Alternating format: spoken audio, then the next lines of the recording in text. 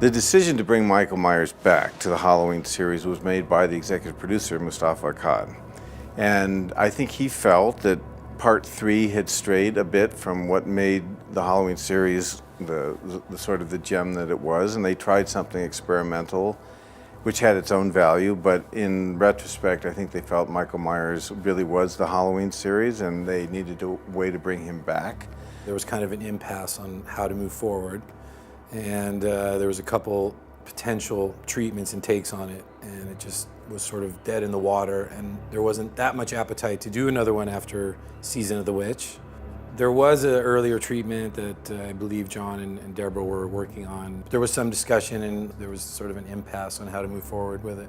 You know, because of the success of the first one, we always, every one we do, we always go back, we like to go back to the first one. I mean, that's because that's the success. We did 2, it was quite a success. And then number 3, we had an argument, let's change a little bit. I mean, at the time, the sequels was not even, there was no sequels. I mean, we started kind of a sequels of this. So number 3, they said, well, let's change, let's not change the story. And we did number 3 without Michael Myers. And it was not as successful. So on 4, I took it over and went back to the basics of number 1. And I'd been working with my writing partner, Alan McElroy, on another project, and he was a fan, but also a great, great genre writer. The scripts they had didn't work, and they were running out of time because there was a writer's strike coming. And he came to me and said, you know, would I look at this project? Could I come on board and take a look at it? And we sat down and put a pitch together that we thought would make Mustafa happy and solve his problems, but also create a suspense thriller that we wanted to make. So I went in and pitched our own story, and they really sort of leapt at it. And we had 11 days to do the script. So, you know, I sort of jumped in with both feet and just ran with it. I mean, and I loved it because Halloween 2 had been one of the great experiences for me when I was in college, going to see that with friends. So the chance to bring the shape back to life was a dream come true for me. We engaged Paul Freeman to produce, and Paul Freeman is a great producer, but most of his experience has been, for the most part, in TV. And the upside of that, the good side of that, is he just ran a really tight, well-oiled machine. Moving to Utah was all on me. I had shot a couple of movies there, and I knew that there was a good acting pool and a good shooting crew. And it could be done cheaper than doing it in LA. The effort to recreate Haddonfield and Salt Lake City was not problematic for me because I thought it was a perfect look. The town of Haddonfield was really the character that Alan and I felt so committed to. John Carpenter found it in Pasadena. We found our version in Salt Lake City, but everything that I wanted, the cornfields, the barns, the houses, the suburban streets, the school, everything was there. We just had to avoid the mountains. My original script for Halloween 4, the opening scene was a shot down the hospital corridor looking at a wall. And it was sort of a beat, and then the explosion, the wall would burst open from that blast, and you would see Dr. Loomis's body flying backwards, you know, kind of in, you know, a flame, and, you know, almost right directly at the camera, and then you would cut, so you would know he was blasted out of that room and survived. We decided only to reference the first movie, and I think the reason was we didn't want to get sort of tied up with a lot of logic police questions about Michael and exactly what happened to Dr. Loomis, exactly what happened at the end of the hospital. I mean, Alan studied it very carefully, so we knew that if we were going to hit any landmines or make any big mistakes, but I didn't really want to be influenced artistically by anything other than Halloween 1, which I thought that's what I was really trying to recapture, was the spirit of that first movie. I still wish that we'd gone back and done that shot because I think it would have been a great tie-in to the continuity of the first film. And I wish we had done that because I think it would have been a stunning opening for the movie. We didn't feel it was critical to have the Myers house because we had the penitentiary, the criminal insane asylum where Michael had been for 10 years. And that was his house. In our in our movie, that was where Michael lived, and that's where he was. So we needed to effectively break him out of that asylum and set him loose on Haddonfield. And that took some careful plotting and some careful thinking to see, you know, how do you free Michael Myers? And of course, the prison transfer idea was what became the vehicle, the engine to get Michael out. Yeah, this is where society dumps its worst nightmares. Every movie in the history of the world has got their exposition scene because you've got to get that out of the way. You know, you've got to let the audience get oriented. And when we went down the elevator in the criminal asylum, we got it all done in one elevator ride. It's better to just get it out of the way. It's been 10 years. He's been locked up. He murdered 16 people, maybe more, trying to get to his sister. Nearly got it, too. But his doctor, of all people, shot him 6 times. Then he set him on fire. Both of them nearly burned to death. It's a setup of the entire movie. It's very dark, and it's raining, and it's this, that, and the other thing. And he said, he basically said, well, I want this guy to be really, like, edgy. You know what I mean? Almost like, well, is he an inmate or isn't he an inmate? Welcome to hell. We had a sequence where the guard in the criminal insane asylum takes our personnel down through a hallway where there are other inmates, serial killers, people from the criminally insane. They were pretty good sequences and they were nice details, but for the sake of the overall pace of the movie, it was just too much time setting up story and we needed to get going. So we just kind of pulled those shots out and got right down to Michael. God bless Mr. and Mrs. Carruthers. God bless Rachel.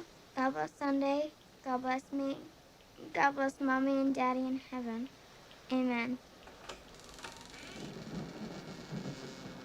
We went all the way to New York City to find Danielle Harris. I literally just went on an audition and walked in and read for casting, and I think I had to cry in a scene. It was like scream for me, cry for me, and read the scenes. And when she came in, she just captivated the room. She was young, but also very precocious. She was very poised, she was very mature.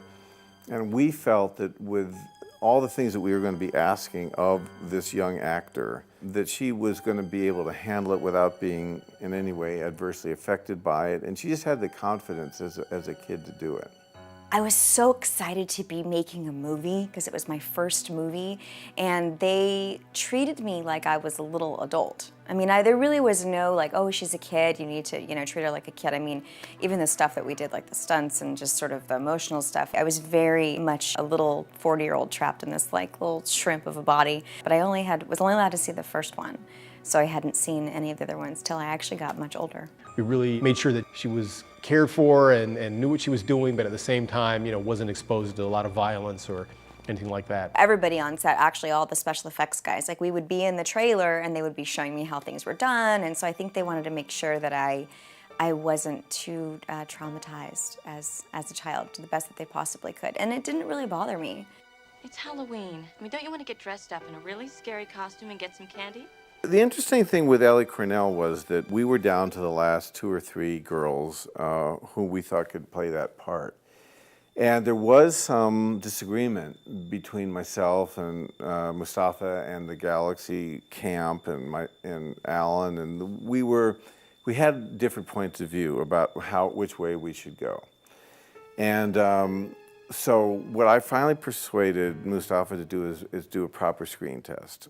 Yeah, and in those days, we did it on film in 35 millimeter, and then we projected those dailies in a theater. I loved the script and I loved the character of Rachel Carruthers. She was smart and she stuck to her guns and she was a fighter.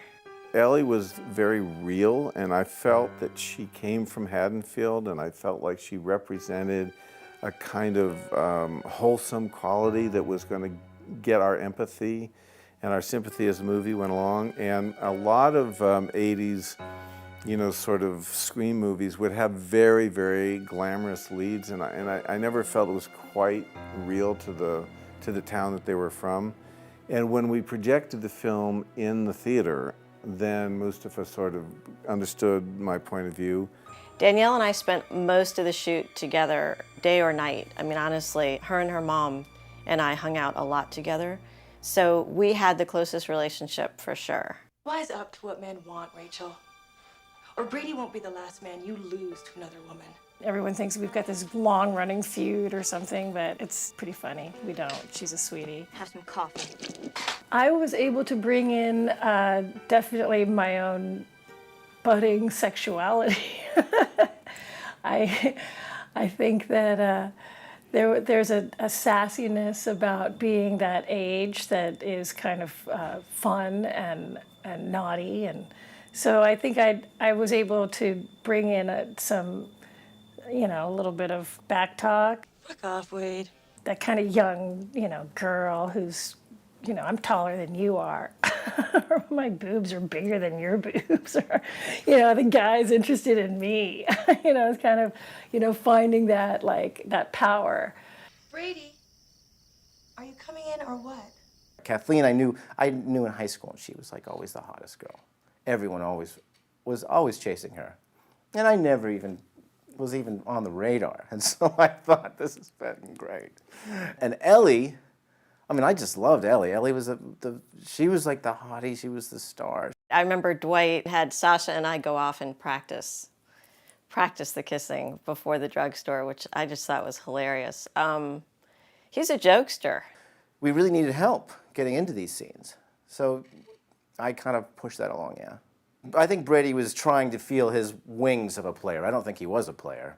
I think he wanted to see if he had any game whatsoever. And I think that might have been his first foray into game. He was having a blast. And it was fun because we were kind of playing him a little bit and he was playing us a little bit. And yeah, life imitated art a little bit, but it was all in good fun, and nobody got their feelings hurt or tweaked but it was great. It was like, oh, so you're hanging out with her at lunch today. All right, got it. Well, I'll just let you get back to Little Miss Hot Panties. When I think about how we did the love scene on the fire, in front of the fireplace, you know, they got me to go as far as they could to keep it PG. It was our first scene. We arrived that night, we did some rehearsing that night, and the next day we did that scene. And I was really nervous about it. But then, an hour-ish and a half later, while the lights are there, and the grips are there, and the camera's there, I was like, can you just get off me now? It just turned into, you know, it was numbed out, but it was exceptional, it was good. Cops do it by the book, but the sheriff's daughter, she does it by the fireplace. And I think the shirt that Cops Do It By the Book, I think that was designed by Bucky, the prop master. What are you, deaf? And the prop guy was, of course, in charge of putting together the helmet and all the uniforms that went with that. And I just think it was an inside joke. Bucky tried to get himself into everywhere that Bucky could get himself, including maybe some of the crew, but who knows?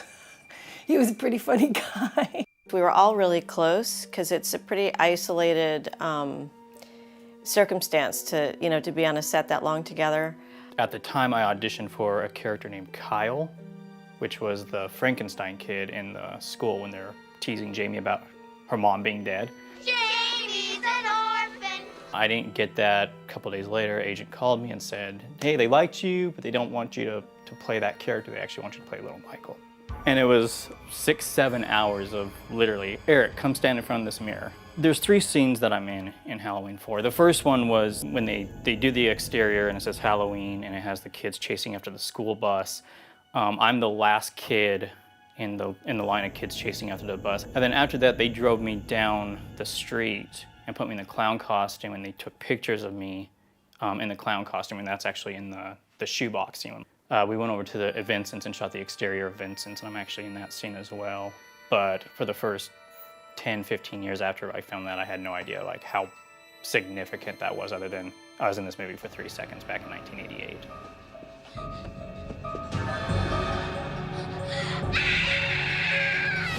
I worked at Dawn Post Studios, and we made the original mask for Halloween. And this producer, he brought a mask out for me and looked at it. It was pink with white hair. And I thought, that isn't quite the mask, but we'll work around it, you know.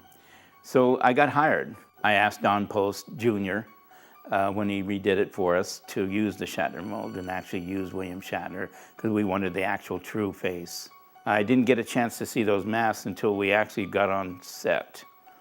I opened the box, and there were 6 of them, and they were pink with white hair. And I was going, this is not right. It's supposed to be white with brown hair.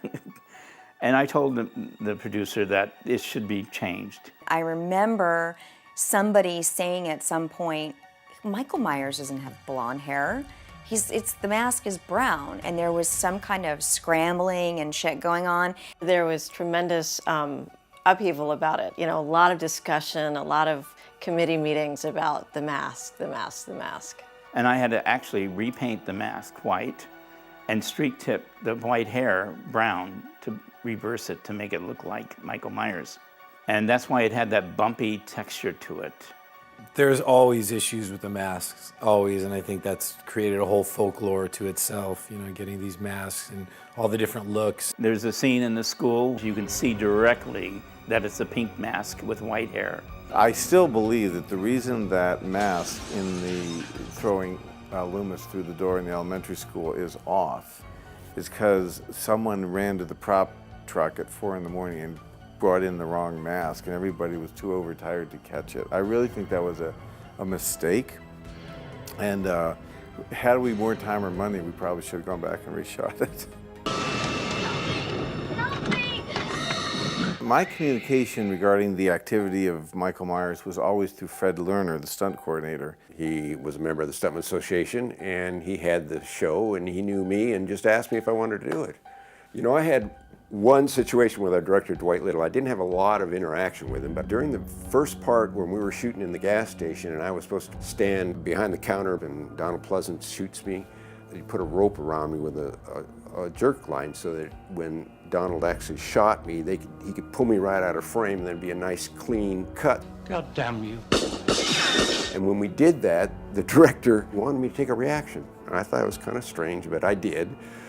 Next time we did the shot, second take, I took a shot, fell against the counter, hit some plates and fell down. And I don't think that went over too well in dailies. I recall Tom Morga with that situation when he was replaced, and it was early on in the shooting, as I recall.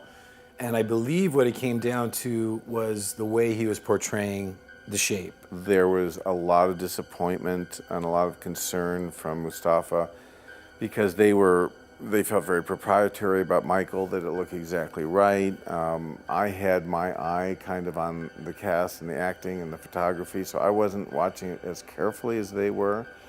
But I know there were conversations and there was a lot of redoing and readjusting. We had a problem with the mask, with the eyes being cut open. The producer came up and wanted the eyes bigger. And I said, there's no way I can cut these eyes open and change the filter within 3 minutes when we're filming, because if we do, the glue would be fresh and Tom underneath it would actually faint and fall over and kill himself. So we had a big argument, and the stuntman had an argument with the producer, and finally we kind of won because we had no time to do the change. He decided to fire me.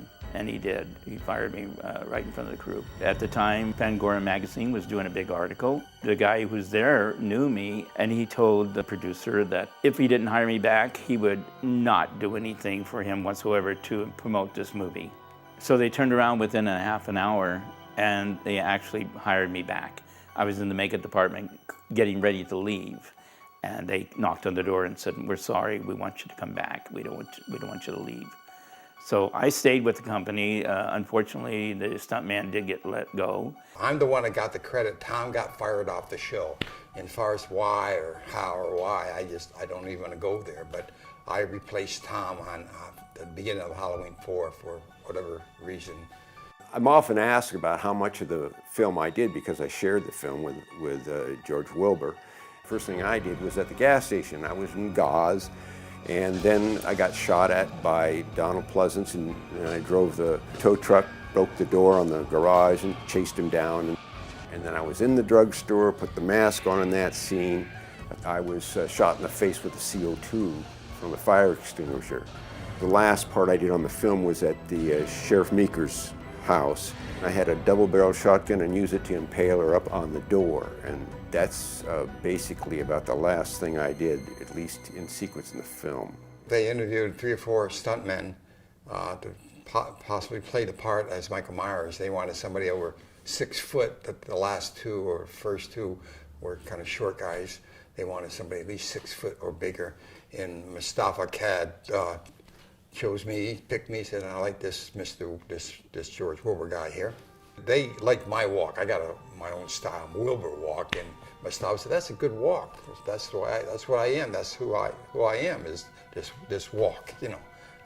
All of the guys that I've ever worked with that are these like big bad killers are the nicest, sweetest, most loving men, and maybe this is like the flip side of their alter ego, or maybe I don't know that side of them. I handled her like my own daughter.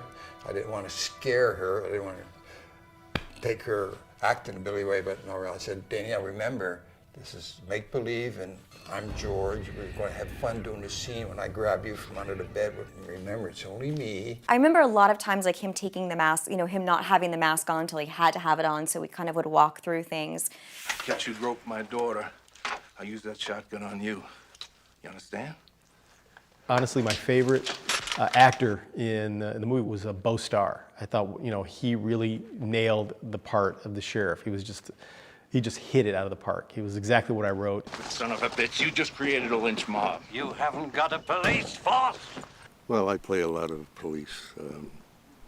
And there was a basic sheriff of the town, and he was the guy appointed to get the villain and help Dr. Loomis. I tell you, Michael Myers is here in this town. He's here to kill that little girl and anybody who gets in his way. Donald Pleasance was one of the finest actors around at the time, and he just lent a certain amount of stature to the entire production. The fact that he had agreed to do Halloween 4 was probably the biggest and strongest incentive for me to want to fight to get this movie. I mean, to work as a young filmmaker, to work with an English actor of that caliber with that credit history, it was a huge incentive for me, and I enjoyed every minute of it. You know, he was the movie star. Like, he was the movie star on set, so shit went right when Donald walked on set, that's for sure. But he was still very cordial and super, super sweet with Danielle and I. Way out of my league when I got to the set. I was just a 19-year-old kid and really had no real concept of all the work that he had already done. But he was a very sweet, genuine, kind-hearted. You know, he would just go in and nail it on the first take. He was a seasoned pro, and it was a real honor to work with him. Michael Myers is in hell, buried where he belongs. He was an older man at that time, and he tired easily. And of course, because it's Halloween, we had a lot of night shooting. And one of my responsibilities was to make sure that we worked him for 4 or 5 hours to get the best from him, and that the rest of the day would be very light, driving or walking up to the house or something that didn't require a lot of mental activity. Not to say that he wasn't willing and game, it's just I did notice he would, after 4 or 5 hours of straight shooting and dialogue scenes, he would tire. And I didn't want to lose his energy, and I didn't want to lose his enthusiasm. So we boarded him very carefully so he was fresh, got his work done, and then we moved on to do other things. But other than that, he was very game to do anything you asked. Look at me, Hoffman. Take a good look. They wanted him burnt. So we had to burn his right hand and right cheek. And we did the test makeup on it, and we did like basically, it looked like a hollow circle with a boil in the middle. And that was okayed by everybody before we started shooting the movie. Burn makeup is very difficult. And what we realized is we just needed enough to remind the audience that we knew about the fire and the explosion, But by overdoing it, it became distracting to the story. Donald was watching the dailies with his girlfriend, and they were a little tipsy, and his girlfriend freaked out and said, "Look, Donald, you got an egg on the side of your face." And he freaked out. And he goes, "Oh my God, it does look like an egg." And if you really look at it, it does kind of look like a fried egg on the side of his face. And the next day, the director came over in the makeup department with me, knocked on the door and said, "Donald's coming in. He wants a new scar on the side of his face." And we really had to work to sort of find a medium. And it was frustrating because, you want to come out of the gate and get everything right, but it took a little work. Every scene that we had with that scar, we had to reshoot it. Unfortunately, in the editing, somehow they mixed it up, and you will see at the beginning when he's with the preacher in the truck, it goes back and forth, back and forth. It didn't really make me look very good. Matter of fact, the Halloween 4 was my last movie. I retired after that. Halloween 4 was about the fourth film I worked on, but it was the first Halloween. I was right out of high school and I was a PA. My activities ranged from getting the actors drinks to raking up the leaves. If you see all those leaves all throughout the film, you can just picture me on a cold Utah morning raking all those up on the set. But it was a great experience. It was a really well-oiled machine, and it was a really smooth production. And they pretty much shot what I wrote. There were some changes for budget, but the script I wrote is pretty much the script that they shot, which kind of set me up in a wrong way for Hollywood, because I thought, oh great, you shoot it, you write a script, they shoot what you write, this is fantastic. That has never happened since. I mean, Halloween 4 stands alone as kind of the best experience I've had in feature films, because what I wrote actually made it to the screen. Mustafa was there to give his opinions and advice, but he mostly let me alone in the field. He was lovely. He was really quiet, very elegant, always kind, very respectful. Mustafa was very supportive of the script. He really loved the script. That's what was great, is that when he read it, he raved about it. In fact, there's a scene in H2O where there's a chase inside of a school where the main character's hiding under desks. That was a scene out of Halloween 4 that we didn't have time to shoot. And here he did, here it was then implanted into H2O. So to me, that was a great compliment from Mustafa. My father and Dwight had a really good, tight relationship. I think my father respected and trusted Dwight a lot. Let him do his thing, whereas I think on Dwight's hand, he also had that respect for my father as a director. We didn't really feel like we were doing anything special, but we were all big horror fans. And the one thing that kind of really got us was it was very, very atmospheric. Dwight really leaned heavily on atmosphere, and that kind of got us into it. And I had to be crying in the closet, but holding the box with Jamie Lee's stuff in it.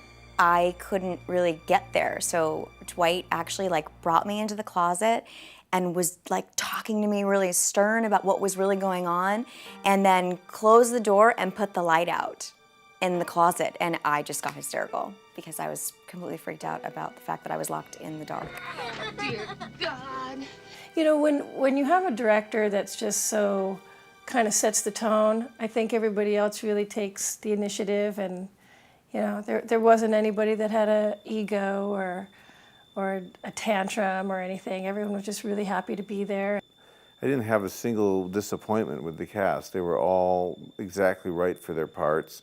I think, honestly, one of the things that people respond to in this movie is the quality of the casting. I mean, from Beau Starr to Kathleen and Sasha and Ellie and Danielle, and I mean, it's a really cohesive cast, and it came together in an organic way, and I think it makes the movie, honestly.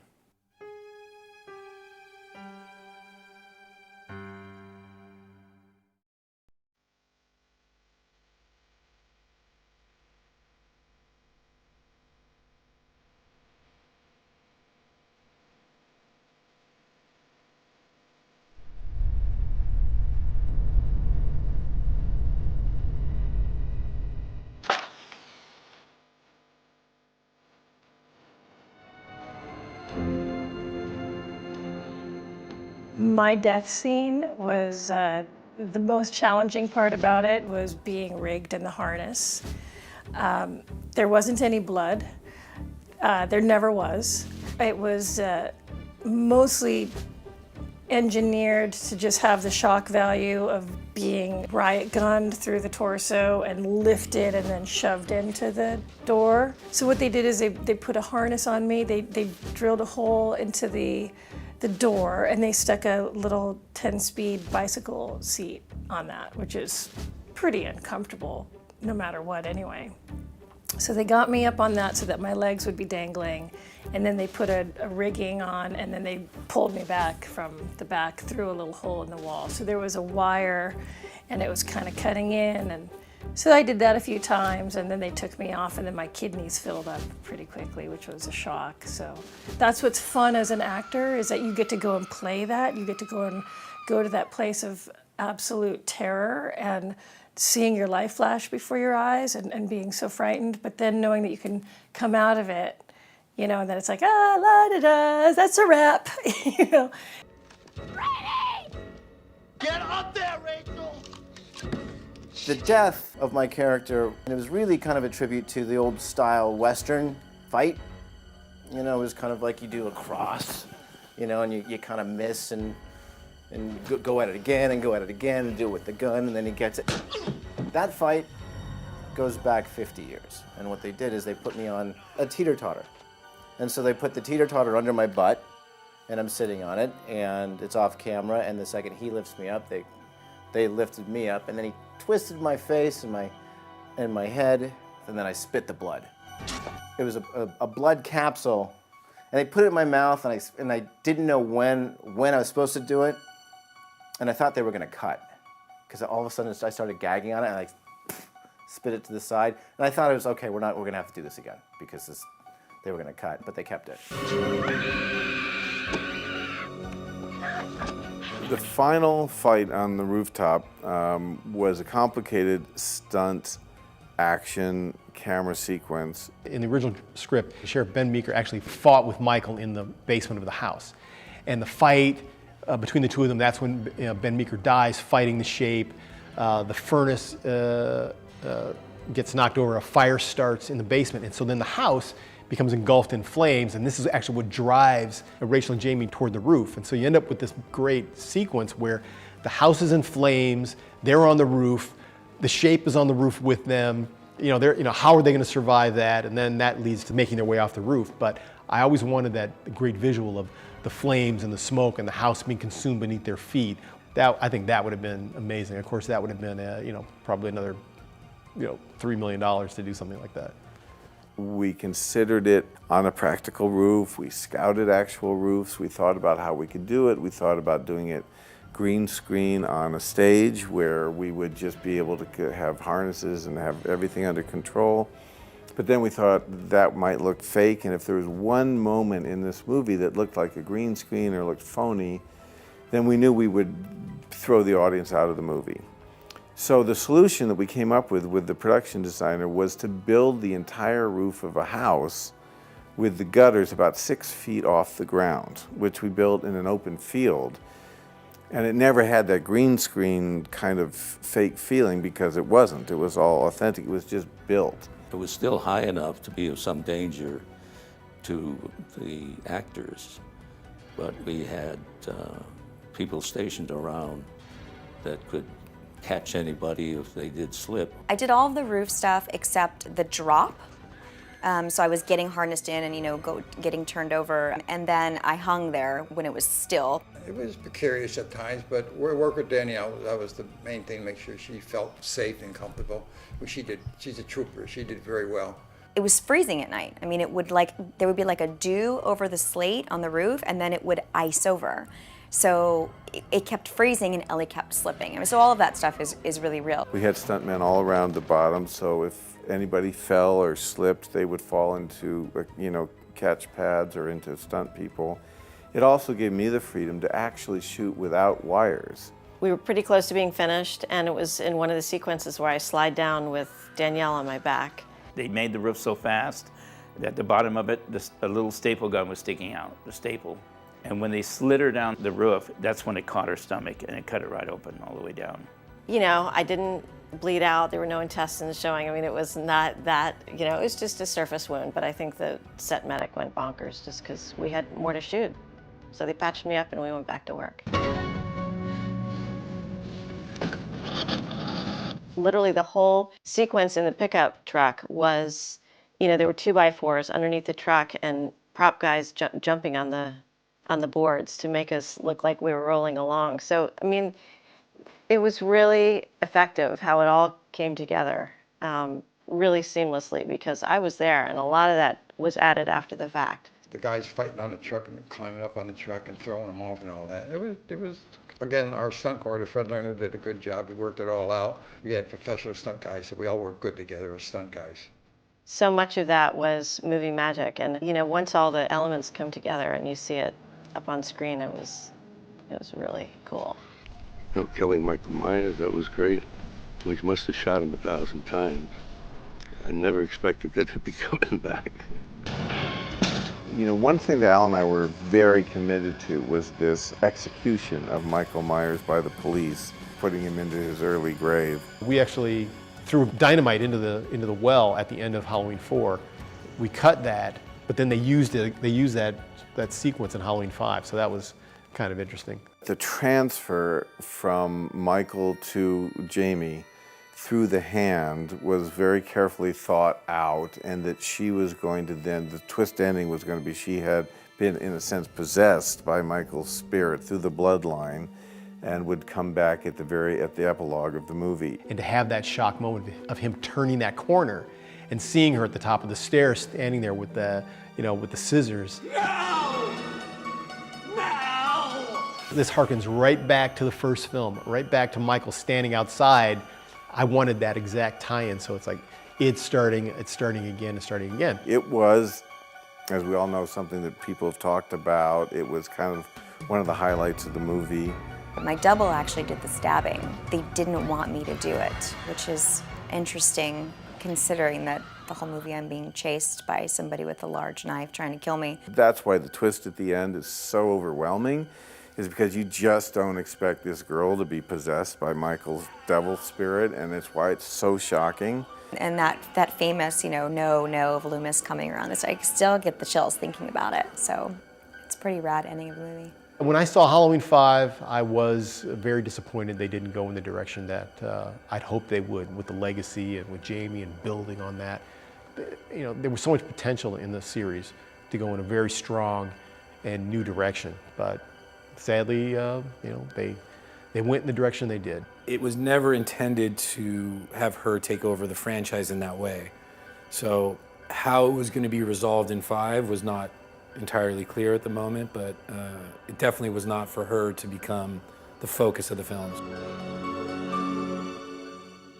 We screened the movie and had a very successful screening when we cut it all together, and we had a temp mix, and we had, you know, temp effects in there, and we screened it. We had several screenings, but one of them was at Sony downstairs, and all the cards that we got and some of the reactions we got were that people loved the movie, but it just wasn't quite edgy enough, and they didn't feel like Michael really delivered on his ability to create carnage and wreckage. Maybe it was because it was a different time and they wanted it to be, I don't know, bloodier, badder, cooler, but it didn't really seem to fit. There really wasn't a lot of blood in Halloween 4. I think that was a specific choice from the very beginning. I think what they wanted to do was really create the suspense and the fear of what suspense does. And I think Mustafa felt like the audience was a little bit unfulfilled in that sense, and so he came to me and said, I need to sort of edge up this movie. Where can we do it? Where can we make it organic to the movie? The additional photography was all shot in Los Angeles. It was unnecessary to go back to Salt Lake City, you know, for those situations. There were predominantly inserts. The worst problem I had with Mustafa was he hated blood. And I would say to him, you know, it's pretty hard to do a horror film without seeing some blood. And when he'd see blood on a knife, he would go dizzy. I had a brief meeting with Mustafa, who said, absolutely, I don't want much blood in this. I really want almost no blood. I want it to remain in spirit, very close to the original Halloween film, which had no blood in it, and we just want to maintain that, but we need some more visceral impact. So fine. The first thing was when Michael wakes up. It was an aftermath initially where you just saw a bloody interior and you sort of like, well, what happened? So we thought it might be kind of fun for Michael to wake up and kill the people inside. No, I still don't understand.